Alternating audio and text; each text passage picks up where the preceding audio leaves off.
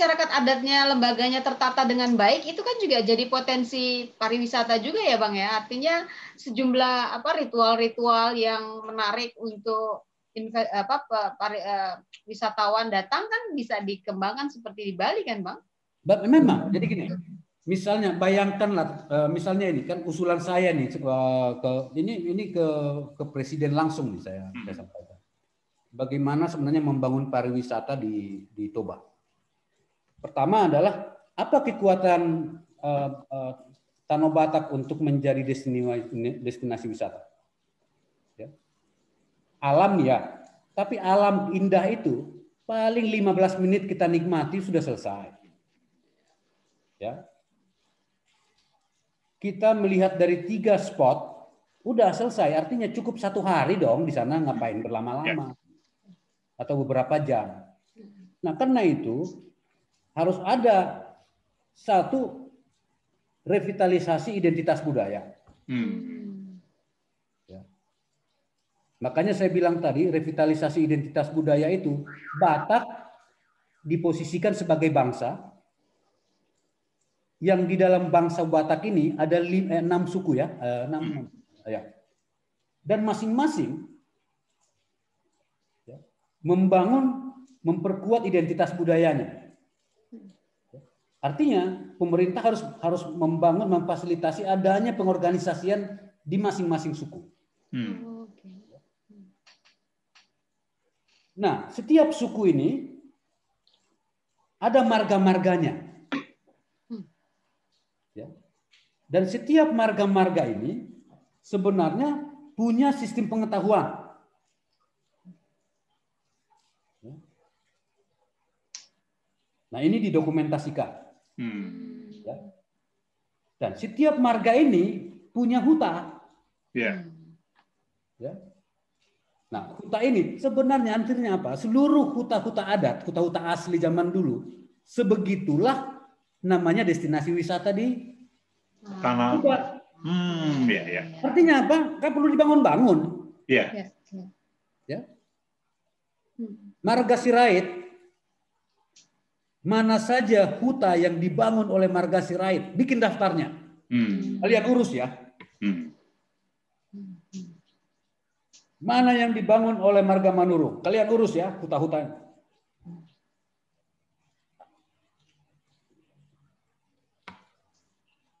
Artinya akan hiduplah seni budaya, akan hiduplah ritual-ritual. Iya.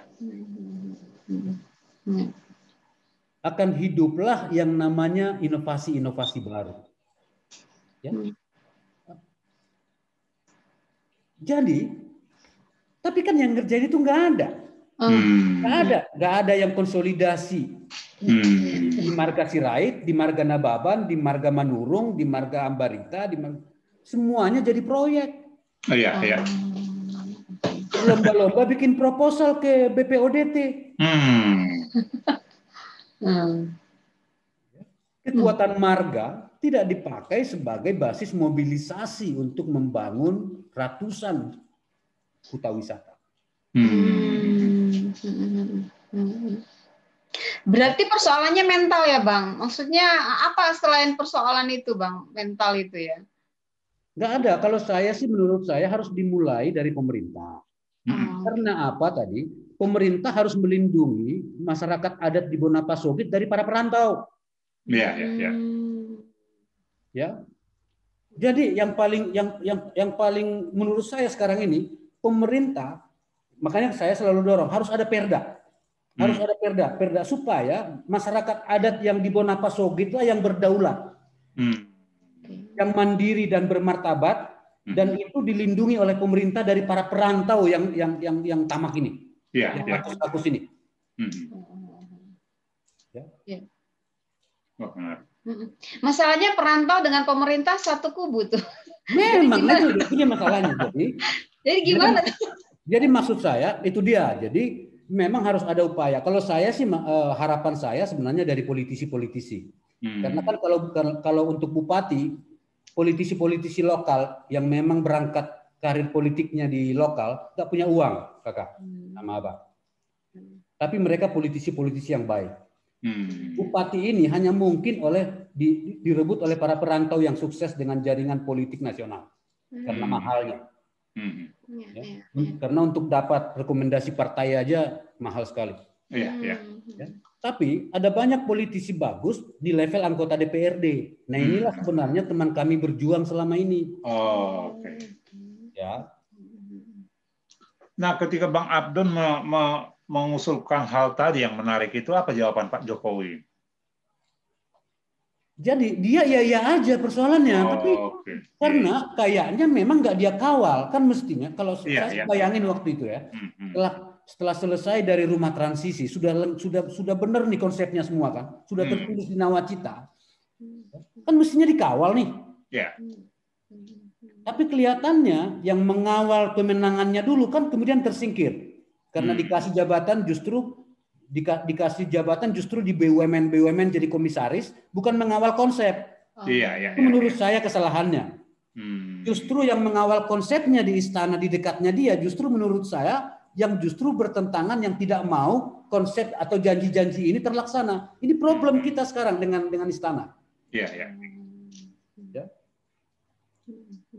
Jadi dikasih permen lah ini dulu para relawan-relawan ini, tapi jauhnya itu di BUMN.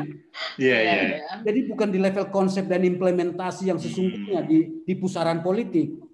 Dikirimnya ke tempat yang asik tapi di pinggiran.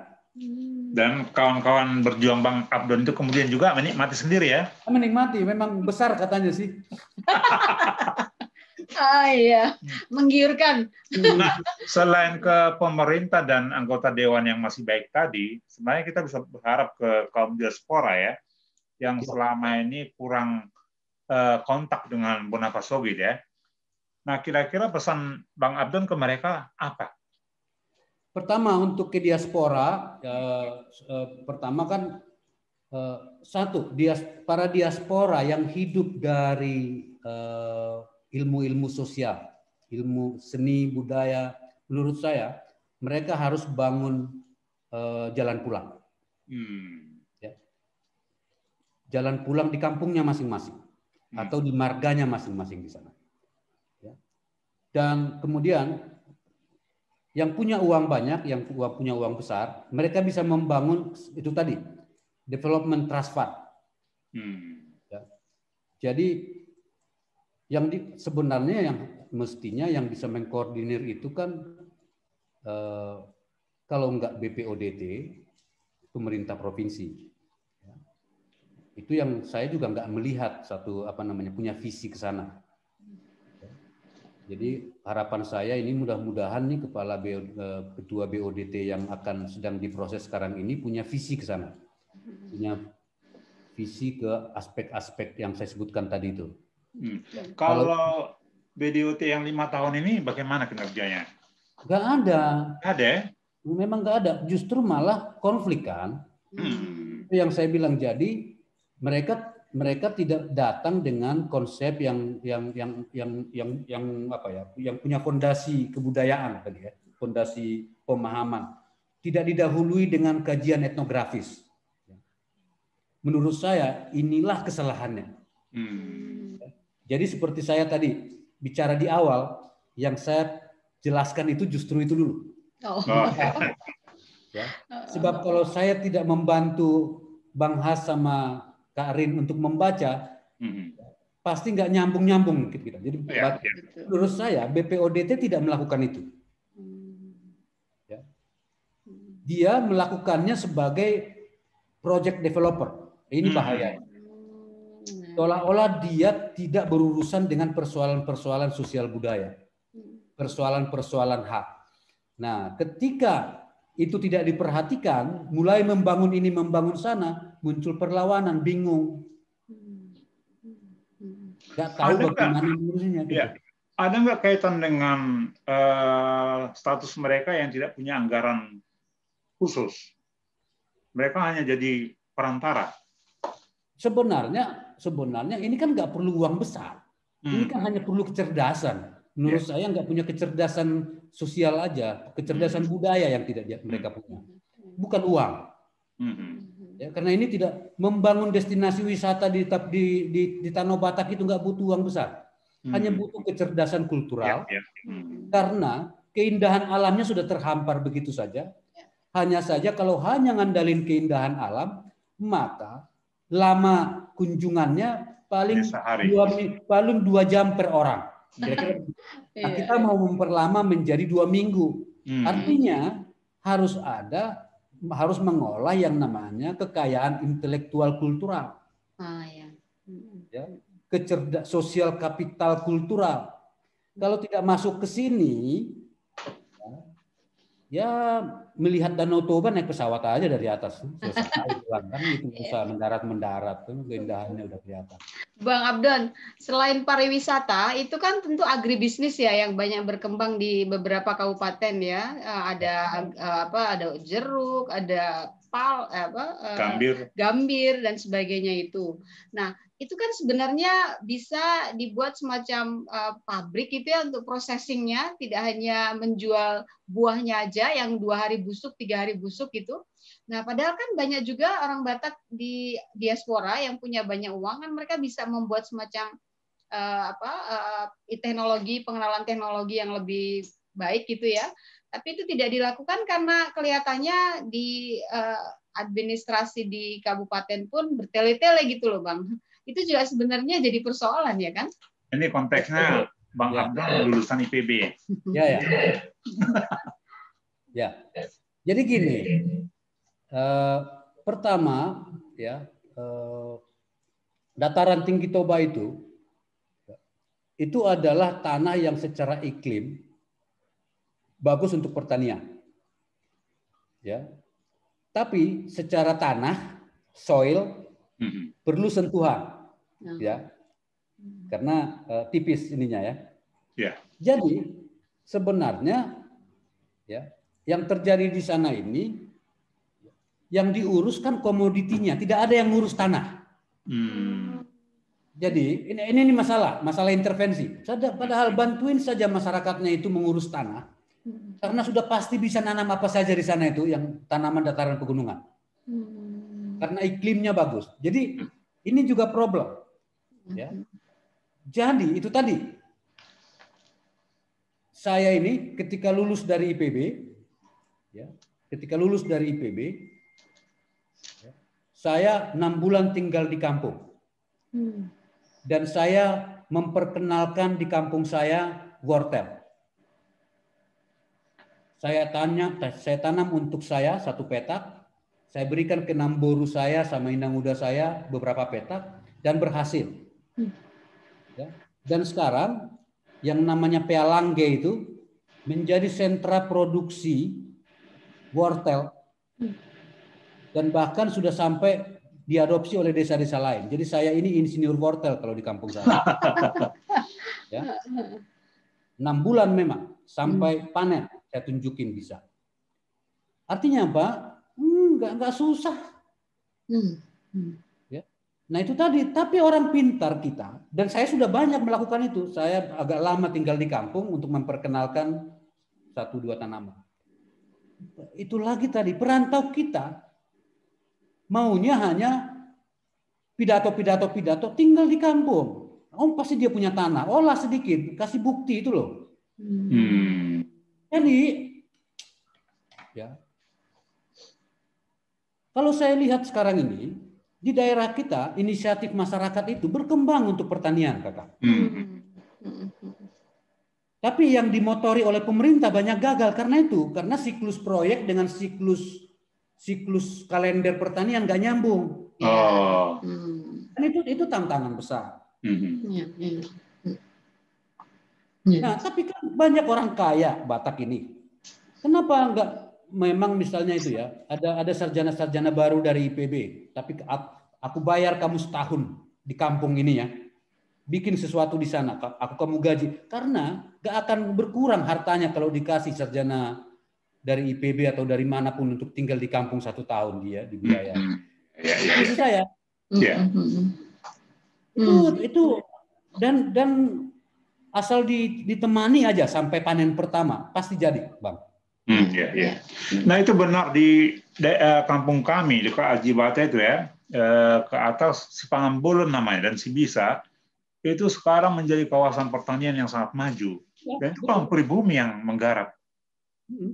Mereka mulai dari jahe, dan sekarang ke jeruk dan macam-macam, dan berhasil.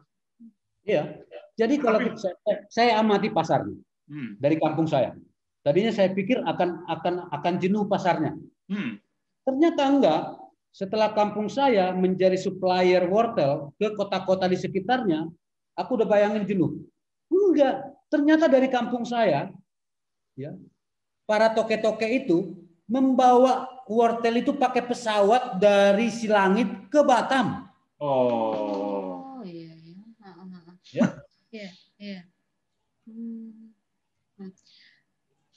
Jadi apalagi misalnya sekarang sudah pelabuhan bandara internasional, mungkin bisa ke mana-mana. Jadi ini perkembangan pertanian di sana itu jangan percaya kata orang. Pulang ke sana akan melihat berbagai ragam komoditas sedang marak di kalangan petani. Dengan baca laporan pemerintah. Ya. Luar biasa perkembangannya. Artinya kalau ada terbuka pasar internasional lewat bandara Silangit, saya yakin ya, para toke dari kampung saya itu akan membawa itu wortel ke Singapura. Dan dengan teknologi internet itu makin mudah dilakukan sebenarnya. Mendapatkan pasar. Betul, karena mereka kan negosiasinya kan lewat internet, kan harus dikirim. Ya. Tetap barangnya kan nggak bisa di inbox barangnya. Iya. Artinya apa? Bandara internasional sudah ada di sana. Jadi kalau saya itu dulu, kenapa saya dorong bandara internasional di sana? Sebenarnya pikiran saya bukan penumpang, karena saya tahu nggak akan banyak wisatawan kalau hanya melihat pemandangan. Ya. Tapi kalau kita mengembangkan kebudayaan, ritual-ritual, seni budaya berkembang, persembahan kepada leluhur, pastilah seni dan budaya yang terbaik. Itulah ya. Jadi sebenarnya para wisatawan itu kan hanya numpang leluhur. Sebenarnya yang kita puja, yang kita hormati itu, ya, kita persembahkan semua untuk sang pencipta dan leluhur, kan? Ya. Wisatawan itu sebenarnya bonus aja. Nah, kalau itu yang dikembangin masih mungkin akan ada. Tapi kalau hanya alamnya saja, aku nggak yakin itu banyak itu. Karena memang 1 jam 2 jam sudah bosan lihat Danau Toba. Jadi lebih ke bandara kargo aja ya Bang nanti ya. Tapi, bandara kargo. Kalau harapan saya sebenarnya dikembangkan menjadi bandara kargo, karena pertanian akan ada pasar, akan maju dengan sendirinya, percaya. Kalau nggak ada pasar, nggak akan. Ngapain saya kerja keras nanam ini nanam itu, nggak tahu juga nanti mau jual kemana. Peternakan cocok juga nggak di sana? Peternakan, kalau peternakan babi sebenarnya cocok sekali, tapi kan ada penyakit kemarin ini baru-baru ini, ya itu berkembang bagus. Ya, yang juga cocok di sana itu sebenarnya domba. Bagus ya. Sapi ya, Bang ya. Sapi juga bagus. Ya. Dan sebenarnya menurut saya di sana itu kalau saya lihat itu memang peternakannya yang harus dikembangkan karena peternakan inilah yang menjadi sumber pupuk organik ya. Jadi orang misalnya saya lihat di kampung saya itu masih mau menggunakan pupuk kimia karena susah sekali dapat pupuk organik. Ya. Jadi saya udah ngomongin juga ini ke Bupati Tapanuli Utara. Dengan mendorong berkembangnya peternakan itu sebenarnya akan bisa memperbaiki tanah. Jadi yang membuat tanah kita rusak di sana itu walaupun iklimnya pas untuk berbagai ini, tapi tanahnya itu sebenarnya karena juga penggunaan pupuk kimia dan lain-lain. Jadi kalau diintroduksi pengembangan peternakan itu akan menyediakan pupuk organik yang juga nanti akan memperbaiki lahan-lahan di sana. Dibilang juga. Tujuannya apa itu Bang pada waktu itu? Kalau dari saya sih mempertemukan isu lingkungan dengan kebudayaan. Ada kebudayaan. Jadi kan selama di Walhi kan saya jalan, saya lihat orang Dayak, ketemu apa yang bisa membawa saya itu supaya kedayakannya ketemu dengan hutannya.